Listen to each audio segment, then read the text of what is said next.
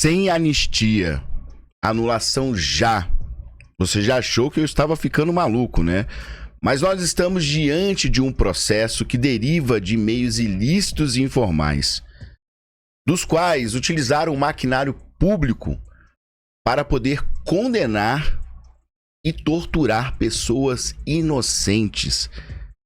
Então nós vamos falar sobre isso no dia de hoje e muito mais. Meu nome é Victor Mota. Não se esqueça de deixar o seu like e, claro, inscreva-se no canal. Vamos para a matéria. Você se recorda de Fábio Serapião, jornalista da Folha de São Paulo, que levantou as primeiras provas há 11 meses atrás? Eu trouxe para você no dia de hoje estas falas, das quais ele foi uma entrevista que ele deu ao UOL. E eu vou trazer para você somente entender como as provas já estavam formuladas, as provas das quais comprovam que todo o processo vem derivando de meios ilegais, meios informais, utilizando-se inclusive de pessoas que não tinham prerrogativa e nem cargo para atuar como investigadora. E é isso que a gente vai falar no dia de hoje. Eu vou trazer para vocês aqui para que você possa compilar todo o andamento e entender por que esse processo ele não deve ser anistiado e sim anulado por completo. Não há que se falar em anistia para pessoas que nada fizeram, e sim falar em anulação de um processo corrompido que vem viciado desde o seu início. Então verifiquem comigo aqui as falas de Fábio Serapião. Até maio de 2023, né? Sobre essa questão da informalidade, ao meu ver, ela foi informal durante todo o período. O que aconteceu foi o seguinte: de agosto até o dia 10 de outubro, o Ayrton fazia alguns pedidos ali, e o Tagliaferro, o Eduardo Tagliaferro, que era o chefe dessa assessoria especial de enfrentamento à desinformação, ele fazia esses relatórios, mas ele fazia, sendo ele do TSE, em documentos com o timbre do próprio STF. Ele no TSE fazia com o timbre do STF. Até que ali no dia 8 ou 9, se não me engano, de outubro, o juiz Ayrton Vieira faz um pedido para ele para fazer um relatório sobre alguns parlamentares bolsonaristas.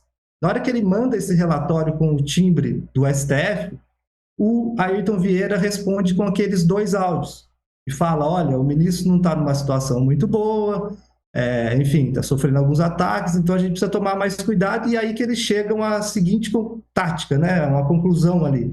Para não ficar nessa total informalidade, vamos, de alguma forma, fingir que a gente vai fazer do método correto. Então, eu vou continuar pedindo, e ele continuou a pedir informalmente via WhatsApp, só que daí, em vez dele enviar com o timbre do Supremo, ele passou simplesmente a mandar com o timbre do TSE, como se tivesse sido o juiz do TSE que tivesse pedido. Mas isso não acontecia na realidade. Quem pedia, na realidade, era o Ayrton Vieira. Mas daí, a partir do 10 de outubro, só se mudou. Eles passaram a mandar com o timbre do TSE, e lá, na hora que começava o relatório, falava a pedido do juiz Marco Antônio Vargas, que era o do TSE, ou então, a partir de uma denúncia anônima, ou então, a partir de recebimento de informação de parceiros. Eles só mudaram isso, mas a informalidade continuou. O juiz Ayrton Vieira continuou fazendo pedido pelo WhatsApp, sem ofício, sem despacho do Moraes. Ao menos é o que mostra as mensagens, Josias. A mudança que houve em 10 de dezembro foi simplesmente mudar o timbre do papel do relatório que ele mandava depois e colocar lá... Deu-se uma aparência formal para algo que continuou sendo informal, é isso? Deu-se uma aparência formal a algo que continuou a acontecer igualzinho estava acontecendo antes do dia 10 de outubro. Serapião, Ou seja, tivemos manipulação de documento, sendo alterado apenas o timbre para que parecesse ser legal, formal, uma vez que os pedidos eram realizados pelo WhatsApp diretamente por Alexandre de Moraes E aí, nesta época, essa entrevista é de 11 meses atrás. Nessa época, nós não tínhamos muito a figura da Cristina Kussahara, que era ali assessora direta do Alexandre de Moraes e que fazia pressão, inclusive, sobre os juízes como se ela fosse a própria chefe. Então, já era realizada a manipulação desses documentos, tratando todo o processo pelas vias informais, o que faz com que o devido processo legal ele não seja respeitado, uma vez que nós sabemos que a acusação e as investigações elas devem ser realizadas pelo Ministério Público e pela Polícia Federal e não por um órgão do TSE, que era um órgão que eles nomearam de combate à desinformação, mas que ele mesmo após, tá? E mesmo após as censuras que ele ocasionou durante o processo eleitoral principalmente contra as pessoas da direita, né? Censura, bloqueio de contas, retiradas de conteúdo, ele também veio atuando como um gabinete informal, investigativo, para poder fazer com que pessoas fossem condenadas através de uma investigação que utilizou-se de ferramentas e mecanismos que eram de prerrogativa e de finalidade exclusiva do TSE. E não do STF. Então, nós percebemos que todo o processo, inclusive esse processo de fazer utilização de timbres diferentes, isso já é um ato ilegal, quiçá criminoso. Então, temos aí, desde o início, tá? Que não são provas, são acusações, mas foram utilizadas como provas derivadas de meios ilegais, ilícitos. E existe no direito toda e qualquer prova original, derivada de um ilícito, qualquer outras serão também consideradas a partir dessa ilícitas também. Então nós temos no direito algo que explica e que proíbe a utilização dessas provas, pois elas anulam todo o processo, pois elas não servem mais. Então, a partir do meio que foi utilizado, da informalidade, a partir das manipulações dos timbres nos documentos, onde no início partia-se com o timbre do STF e logo depois, tá? Ali, Ayrton Vieira, notando que poderia ser algo que os incriminasse, solicitou ao Eduardo Tagliaferro que mudasse para o timbre do TSE, dando a parecer que teria sido o próprio juiz do TSE que teria feito a solicitação, ou até mesmo como Fábio Serapião falou, ou até mesmo por uma denúncia ou algo nesse sentido. Então, mas a gente não para por aqui, tá? A gente tem que se lembrar que essas denúncias, elas vão muito mais além, tá? Eu trouxe aqui, olha, uma segunda parte desta entrevista, onde ele explica bem, tá?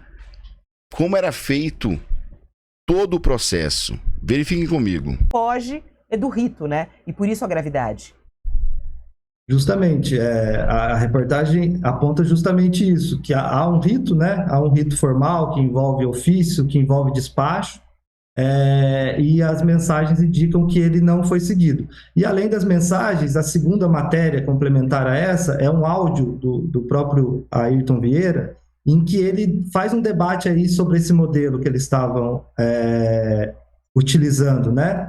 E ele mesmo fala que não poderia ser dessa forma, né? Que seria melhor que fosse enviado como se o juiz Marco Antônio Vargas tivesse enviado.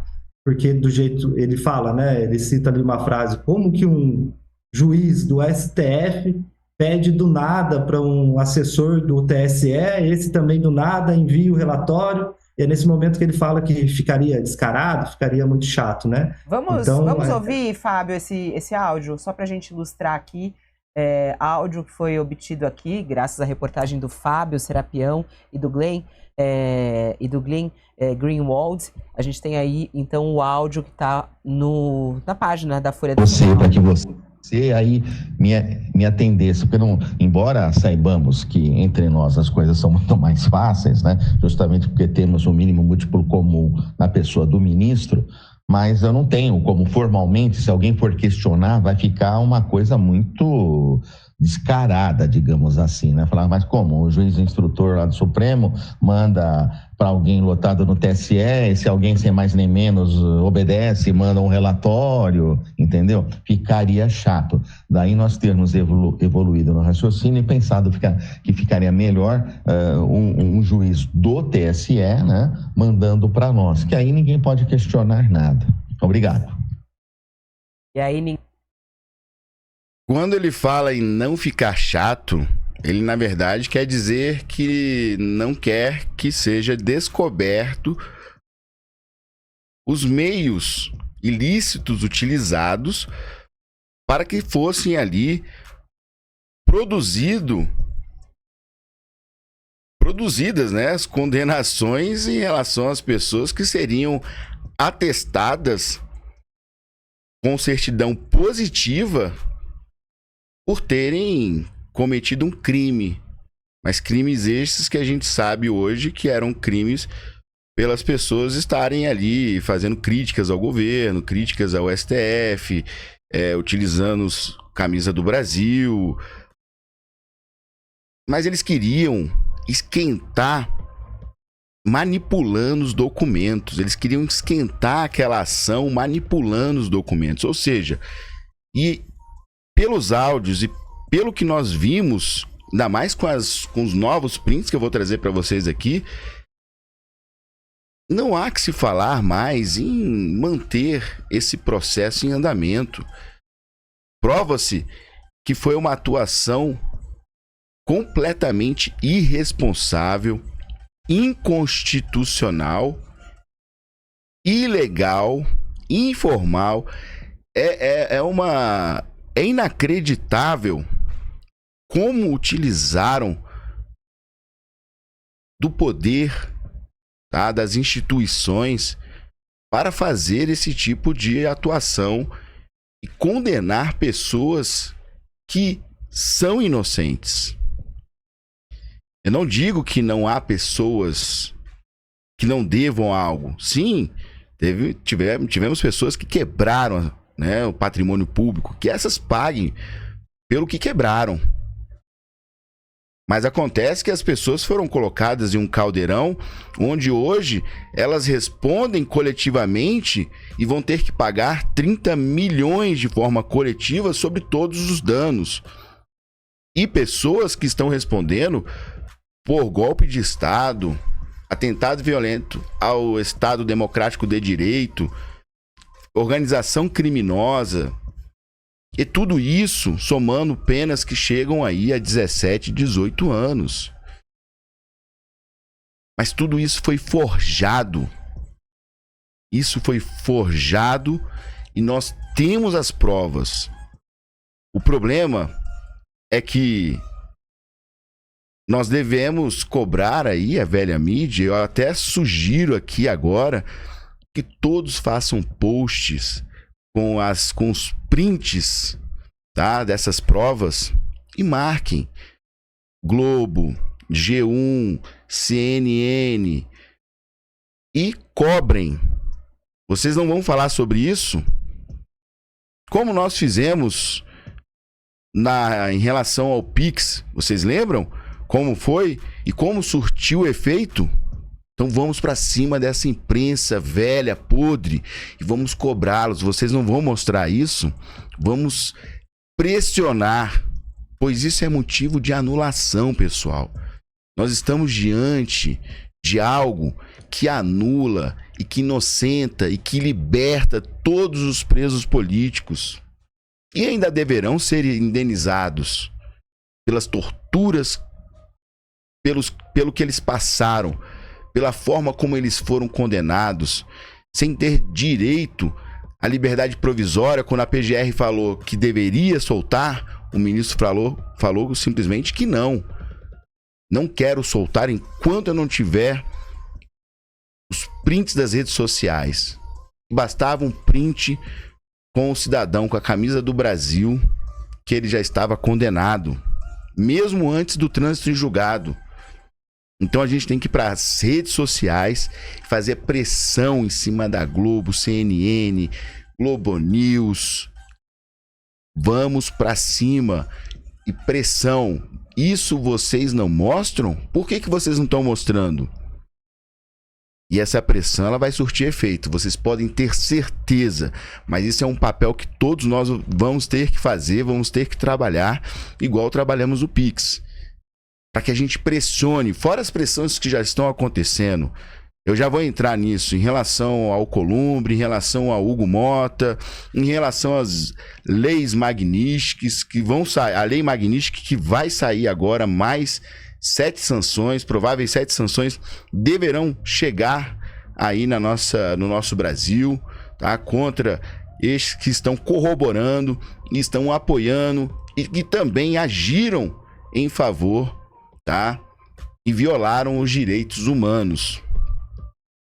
Verifiquem aqui comigo agora, tá? Nós tivemos no dia, acredito que foi no dia 6 de agosto, tivemos uma audiência, tá? Na Comissão de Segurança Pública, a doutora Silvana,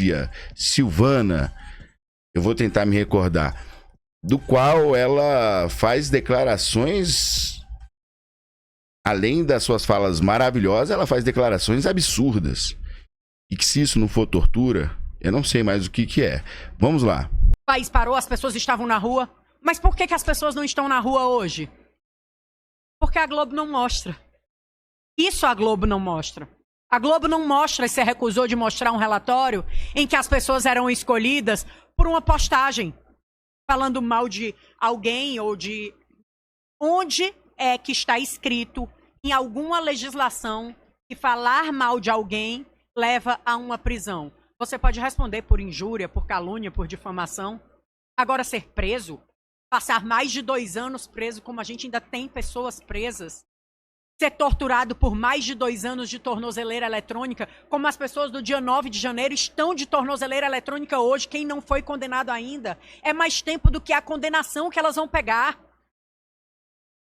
Eu tenho um cliente lá de Fortaleza, inclusive, que ele está tanto tempo de tornozeleira, e aí a gente tira o exemplo do que são as pessoas do 8 e 9 de janeiro.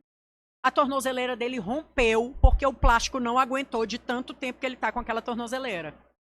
E aí a tornozeleira dele rompeu e ele foi direto na polícia para botar uma tornozeleira nova. Essas são as pessoas do 8 e 9 de janeiro. São pessoas que queriam também a justiça.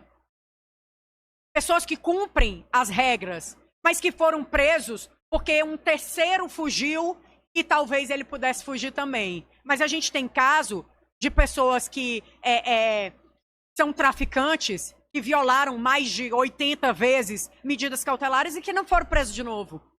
E aí a gente repete aquela frase que a gente vem repetindo há mais de 2 anos. Eu queria que meus clientes fossem tratados como traficantes. Porque eles teriam mais dignidade.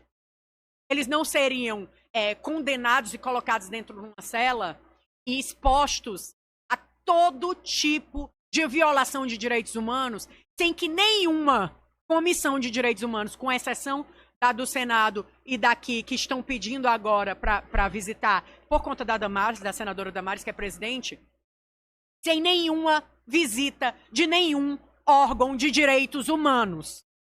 Se não fosse a Defensoria Pública do Distrito Federal emitir um relatório sobre o que aconteceu com o Clezão dentro do presídio, a gente não ia saber nunca o que é que tinha acontecido com o Clezão dentro do presídio. A gente não ia saber nunca o que tinha acontecido com o Lucas Brasileiro, que apanhou dentro do presídio. Se não fosse a Defensoria Pública do Distrito Federal, porque os outros órgãos não estão nem aí. E não estão nem aí porque essas pessoas são bolsonaristas. E aí eles esquecem o que é direitos humanos. porque alguns humanos são mais humanos que outros, alguns advogados são mais advogados que outros. A doutora Nalva teve a carreira interrompida, foi presa por estar trabalhando. E a OAB se calou. Cadê o Beto Simonetti? Cadê o presidente Beto Simonetti? Recebeu agora, esses dias, uma menção no jornal de que alguns advogados estavam tentando que ele entrasse nas sanções dos Estados Unidos. Aí ele passou a semana todinha postando foto em collab com outros advogados, elogiando ele.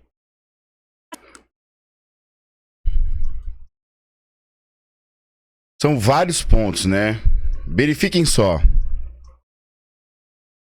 Esse cliente da doutora Silvia, 2 anos com uma tornozeleira eletrônica. Tornozeleira, o plástico ressecou. Ele teve que trocar a tornozeleira. Imaginem só. O que... Isso é uma tortura, usar uma tornozeleira dessa, você viver com o pé pregado numa tomada para carregar, você andar na rua sofrendo a humilhação de estar com uma tornozeleira como se fosse um bandido. Me diz se isso não é uma tortura. Ainda podia ser preso, porque poderia chegar para trocar e poderiam falar que ele mesmo arrebentou, né? O outro absurdo, as prisões em massa que foram realizadas, não sei se vocês recordam, tivemos ali algumas pessoas que fugiram em busca da sua liberdade, acreditando que aqui não haveria meios para poder garantir, tá, seu direito de liberdade e de ampla defesa, e fugiram. Com isso, as pessoas que ficaram, por uma suposição do ministro, foram presas novamente. Olha que absurdo. Mais um. Vamos lá, o outro absurdo que ela cita. Órgãos dos direitos humanos que não aparecem, nós não vemos os órgãos dos direitos humanos atuando em favor dessas pessoas. Por isso que ela fala, preferia que meu cliente fosse um bandido, um traficante, pois assim teria mais direitos, teria mais observância desses órgãos de direitos humanos, que para mim não é direito humano coisa nenhuma, é direito comunista, pois eles só querem saber de atender e de cuidar dos bandidos. Pessoas de bem, senhoras e senhores, encontram-se em estado deplorável, em ambiente insalubre, do qual nunca estiveram.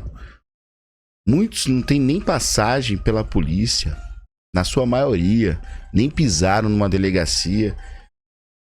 E hoje encontram-se nessa situação. Mais outro absurdo que ela comenta sobre o Simonetti, presidente da OAB, que nada fez, sempre se calou, sempre abaixou a cabeça e sempre esteve coadunando com as atuações de Alexandre de Moraes. E o que aconteceu?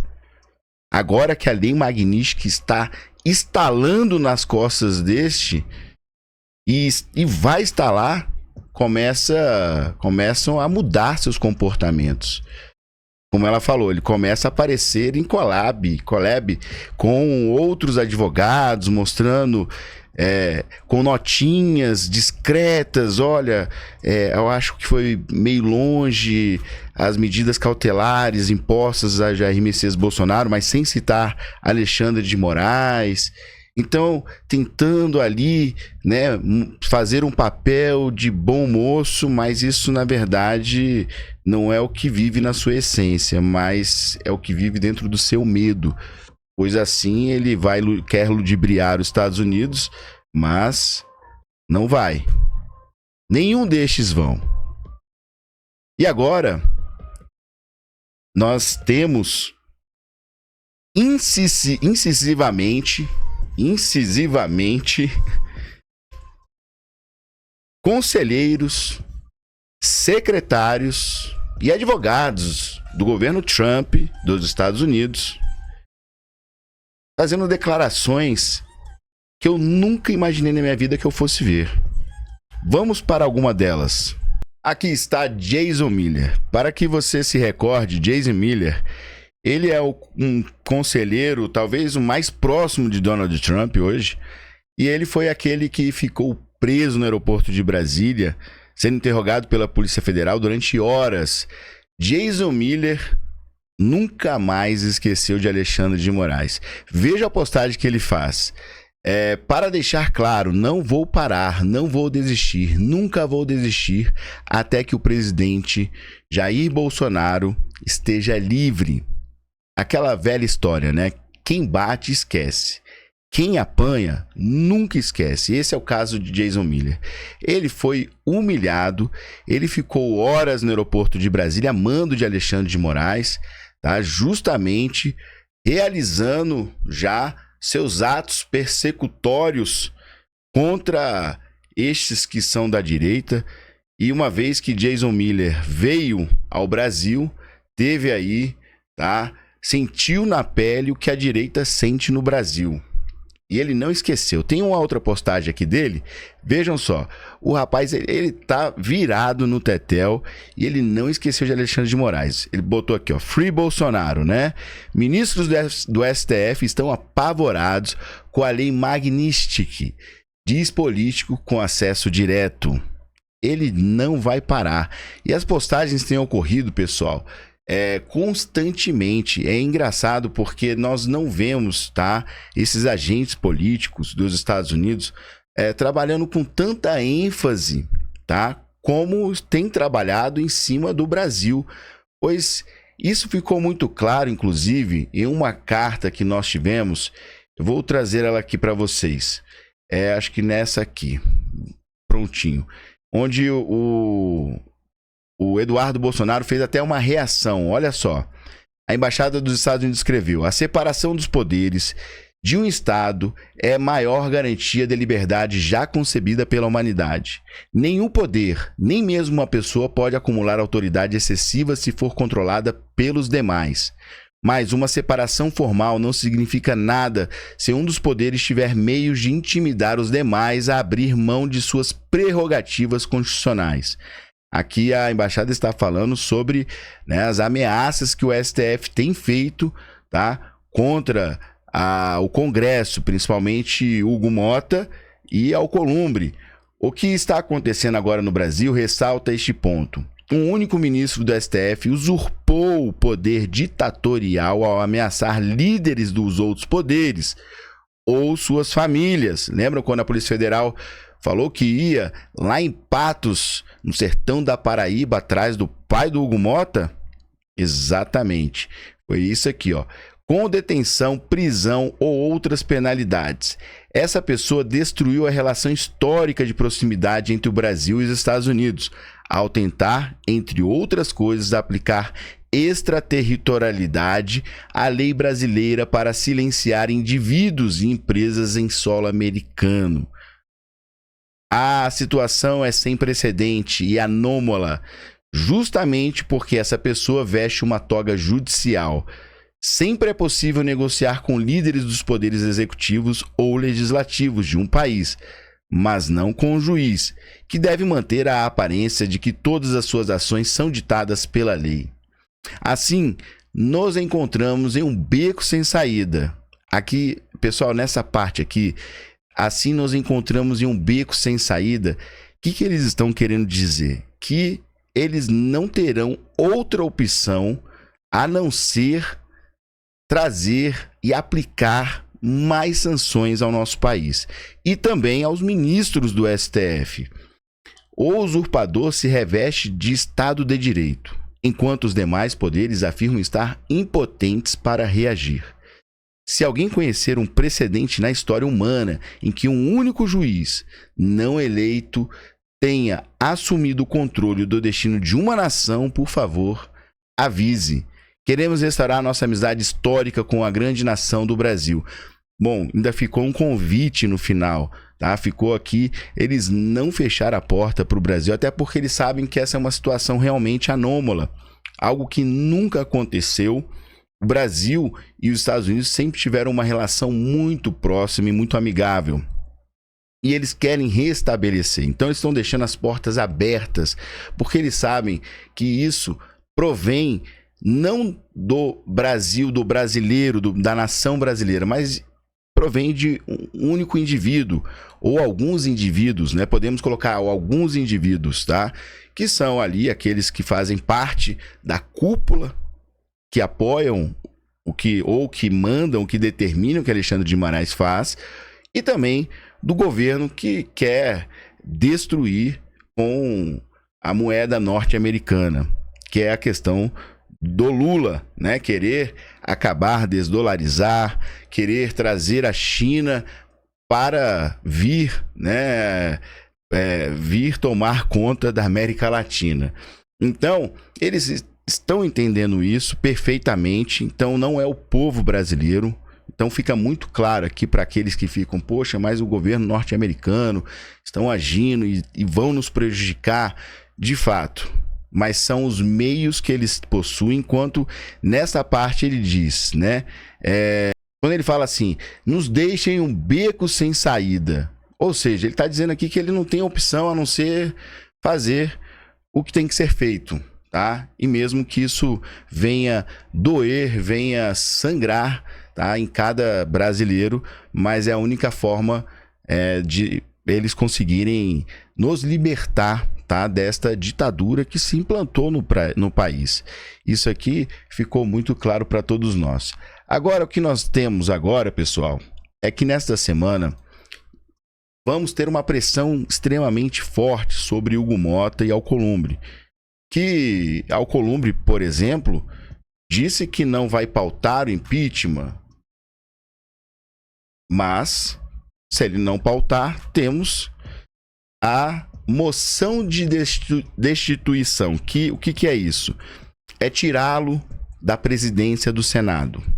Não a cassação. Pode ser também a cassação. Com apenas 41 senadores, já é possível entrar com esta representação para que ele seja destituído do cargo da presidência. Bem como Hugo Mota, tá? Poderá ser destituído, poderá perder o seu mandato também, caso os deputados venham a entender que será necessário para que a gente possa dar andamento e pacificar o país, pois enquanto não houver o impeachment de Alexandre de Moraes, não haverá pacificação no país e não haverá pacificação entre Estados Unidos e Brasil. Isso ficou claro nas mensagens dos Estados Unidos para a nossa nação. É necessário o impeachment, caso contrário, não haverá conversa. E outra coisa, tá? Esses processos, eles devem ser anulados. Eles não têm... Nós estamos pedindo anistia, e eu até entendo, mas não é anistia. Nós não temos que pedir anistia, que é uma graça, é uma desculpa, né, um perdão. Não há perdão. Eles agiram errado do início até o fim, até o momento. Eles têm agido de forma ilícita, ilegal, informal, fora, não respeitando o devido processo legal. Eles mesmo vêm fazendo com que a Constituição seja surrupiada em nosso país. Então não há que se falar em perdão, não há que se falar em anistia, e sim anulação do processo. E é disso que nós temos que fazer. Sabe por quê? Eu vou trazer para vocês aqui, ó. Olhem bem comigo isso aqui. As irregularidades e crimes apontados sobre essas provas que chegaram, tá? Que Tagliaferro liberou, que foi aí, foram disparadas, reverberadas pelo David Agape, né? Tivemos aí também Michael Schellenberg fazendo, né, um grande trabalho. Então vejam só, olha só, irregularidades e crimes apontados no documento: violação do devido processo legal, prisões sem individualização de conduta, uso de certidões positivas informais não disponíveis para defesa, ignoração de pedidos formais da PGR para a soltura de presos, julgamentos com provas secretas baseados em postagens de redes sociais sem contraditório, abuso de autoridade, decisões centralizadas na figura de Alexandre de Moraes com ordens extrajudiciais via WhatsApp, manutenção de prisão contra recomendação da PGR, acesso ilegal de dados pessoais e sigilosos, biometria, redes sociais sem ordem judicial regular. Isso aqui, pessoal, foi utilizado o sistema deixa eu verificar, BIOSGAP, acho que é isso mesmo, que é o sistema de identificação facial e também biométrica e facial. BIOSGAST, é isso mesmo, BIOSGAST. Utilizaram um sistema que ele foi feito, tá, exclusivamente para o uso do TSE, exclusivamente para fins eleitorais e não para fins investigatórios. Então ele foi utilizado completamente e de forma ilegal, o que fere as leis gerais de proteção de dados, a LGPD. Olha bem que eles não fizeram. E outra, colocaram pessoas para atuar nas investigações que estas não possuíam, tá, cargos de investigadores.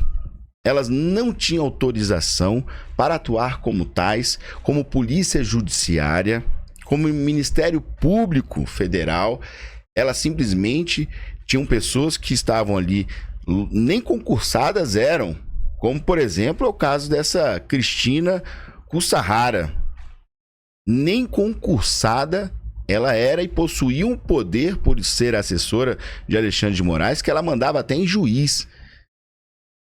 Então, olha só, violação da LGPD, que eu acabei de falar, que é o uso de banco de dados da GuestBio, né? BioGuest não, é GuestBio, do TSE, criado para fins eleitorais.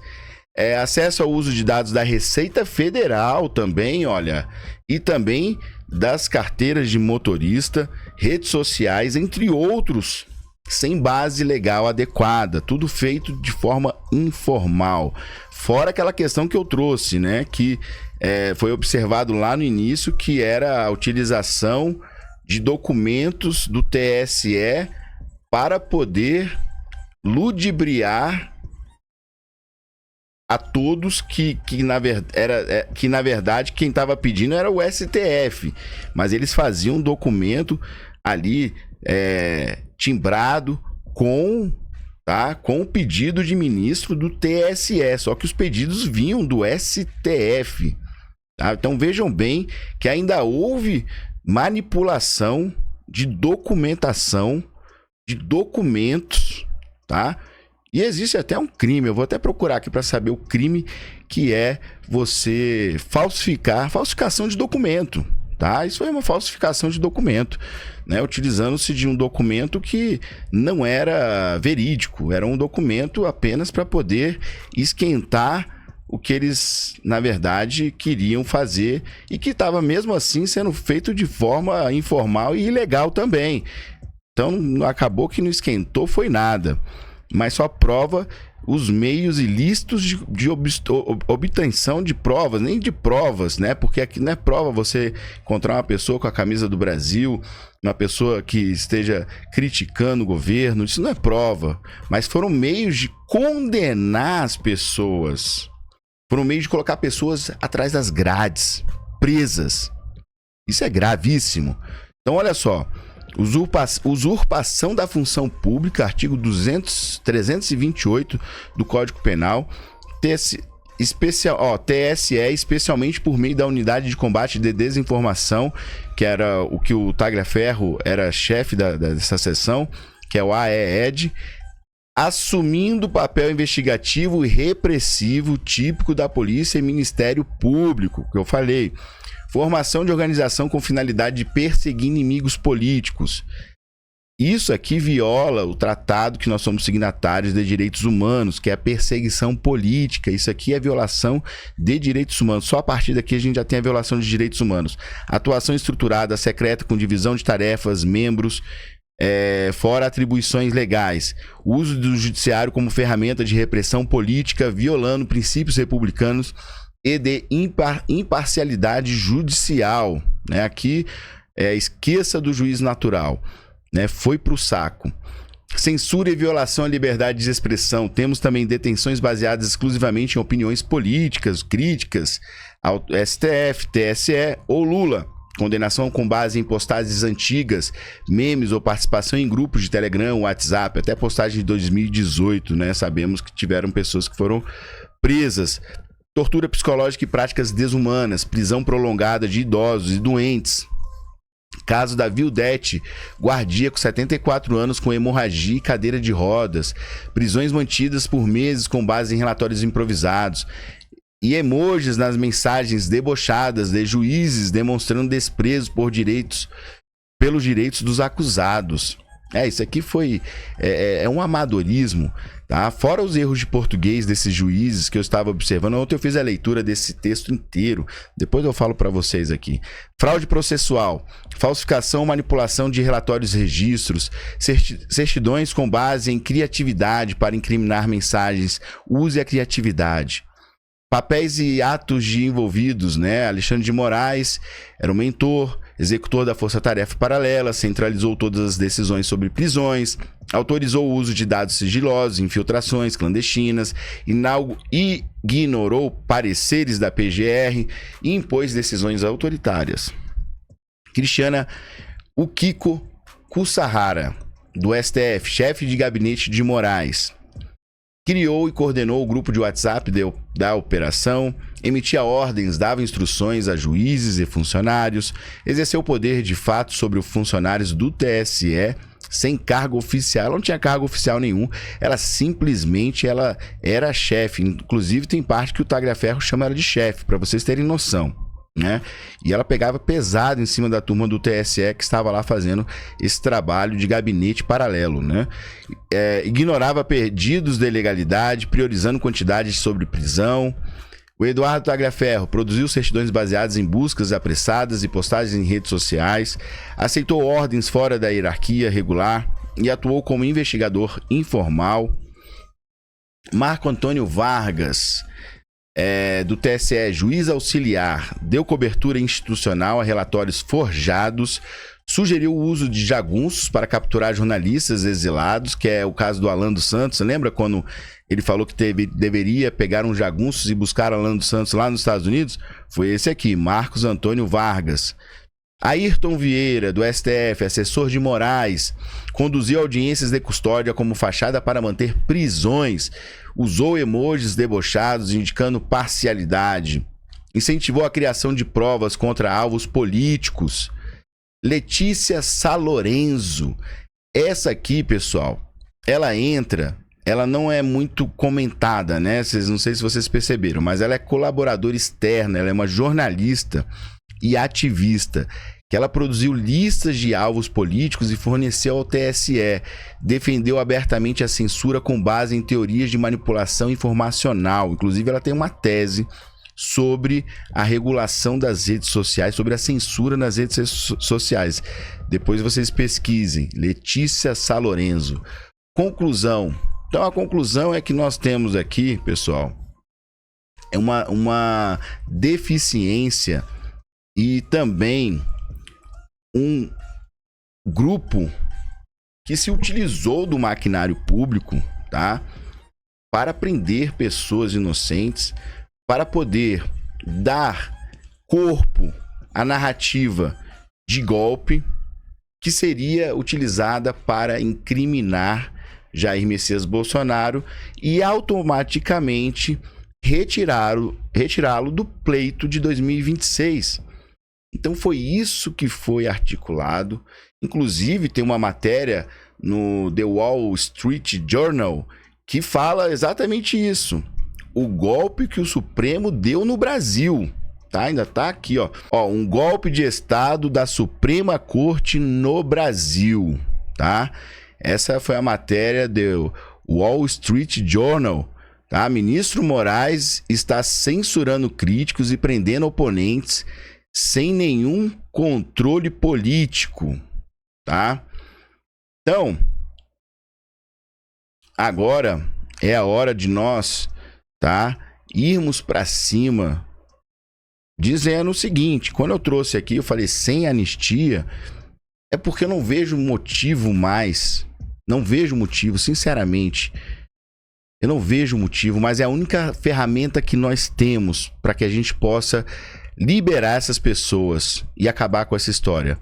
É o impeachment do Alexandre de Moraes e é a anistia. Mas vamos aqui, né? Vamos supor que não houvesse essas ferramentas, mas é a única que nós temos, que é a anistia, que é a prerrogativa do Congresso. Mas esse processo, na verdade, era para ser anulado. Esse processo não era nem para existir mais. Essas pessoas deveriam ser soltas imediatamente. Elas não deveriam nem estar presas desde o dia que nós tivemos, tá, as primeiras provas desta organização que trabalhava com fins ideológicos, sem que houvesse pessoas técnicas, sem que houvesse prerrogativas institucionais para que elas pudessem estar atuando. E nós vimos um verdadeiro grupo, tá? Um gabinete paralelo, talvez pudesse até ser chamado de o verdadeiro gabinete do ódio, né? Onde eles prendiam apenas por uma questão ideológica e nada mais. Inclusive tiveram pessoas que foram até confundidas. Tiveram pessoas que tiveram seus nomes incluídas em 2 listas, para você ver que como a zona era grande, tanto na certidão negativa, que era aquela que liberava, que não mantinha preso, como também tivemos pessoas ao mesmo tempo inclusas nas listas de certidões positivas, pois a correria era muito grande. A Cristiane Kassuhara queria que os funcionários, tá, e os grupos que estavam ali naquele momento fazendo a elaboração dessas certidões corressem contra o tempo, pois a audiência de custódia ia liberar as pessoas, pois a PGR havia, inclusive, feito a solicitação de liberdade provisória dessas pessoas. Só que o Alexandre de Moraes não quis liberar e ela ficava assim, olha, corre, porque a gente precisa pegar essas pessoas que o Alexandre de Moraes pediu para ser rápido. A gente tem que trabalhar de acordo com o tempo dele, né? De acordo com o tempo de vocês, não. Vocês são devagar demais. E era isso que ela falava para o Tagliaferri. O Tagliaferri falava, olha, esse trabalho, inclusive tem momentos que tem fala dele que ele fala que era realmente desumano o trabalho, tá? E para que pudesse fazer uma busca apurada, era impossível, pelo número de 1.600, 1.800 a 1.900 pessoas que estavam inclusas dentro desse processo. Tinha que pegar na Guest Bio, né, os dados biométricos, que isso aqui já foi algo ilegal, que não se podia utilizar esse sistema com essa finalidade, tá? Ele foi feito somente para ser utilizado para fins eleitorais, tá bom? Para identificação dos cidadãos que são eleitores. Então, tivemos a utilização desse sistema que pegava as imagens mais recentes, pegavam as digitais, tivemos a utilização, tá, do maquinário ali todo para poder incriminar as pessoas somente com base nas redes sociais. Outra coisa que não estava formalizada, conversas por WhatsApp, sem utilizar os meios formais, tá? Que deveriam ser protocolados, devia ter despacho, tudo conforme o devido processo legal, para que nada saia do escopo e da lei, mas tudo era feito às escuras, de forma independente. Então hoje, o que nós temos que fazer é lutar pela anistia. Hugo Mota e Alcolumbre, se não pautarem, serão anistiados. Estão com medo. Hugo Mota lá atrás recebeu ameaça. Você lembra que a Polícia Federal falou que ia bater na porta, chegou a bater na porta do pai dele, mas eles foram e voltaram, mas deram aviso.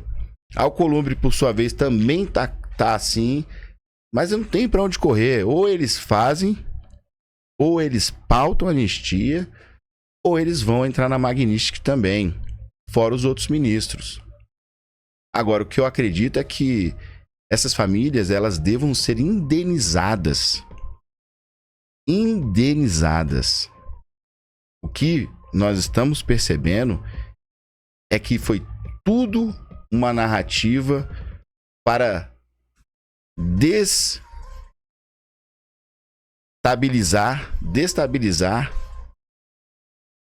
os seus oponentes, que é a direita. Bolsonaro tem que se tornar elegível, tá? A condição é anistia, ele se tornar elegível. E nós temos que também pedir o impeachment de Luiz Inácio Lula da Silva pelo crime que ele cometeu de não ter, em momento algum, procurado negociar. Pelo contrário, ele agiu sempre na contramão, sempre atacando Donald Trump. Ele poderia ter ligado há muito tempo, não custava nada ele fazer uma ligação. Ele poderia ter resolvido isso lá atrás. Mas ele fez questão de ir, e faz questão até hoje. Então isso, tá, é um crime de responsabilidade, o que nos coloca a nossa nação, tá, completamente vulnerável. Nós vamos ser atingidos por taxas altíssimas também. Essa compra do diesel mesmo da Ucrânia, da Rússia, que ele ainda não parou. Nós vamos ter graves sanções. Se daqui a pouco nós não formos igual Cuba, né? Sofrermos o embargo. E aí, se sofrermos o embargo, aí adeus, meu amigo. Aí adeus. E assim se estabelece o regime ditatorial no Brasil, como foi feito na Venezuela. Então, o impeachment do Luiz Inácio Lula da Silva também é importante. E muito importante. Até para que a gente não corra riscos em 2026. Então vamos agir de uma só vez. E de cada vez fazendo o que é o certo. Mas precisamos agir. Essa semana é decisória. Fique ligado que nós eu vou trazer para vocês as últimas notícias. Vou estar acompanhando aqui de perto todas as novidades. A gente vai trazer para vocês assim que sair. Tá bom? Agradeço a sua presença. Não esqueça de deixar o seu like, claro, e compartilhe. Muito obrigado. Até breve. Tchau, tchau.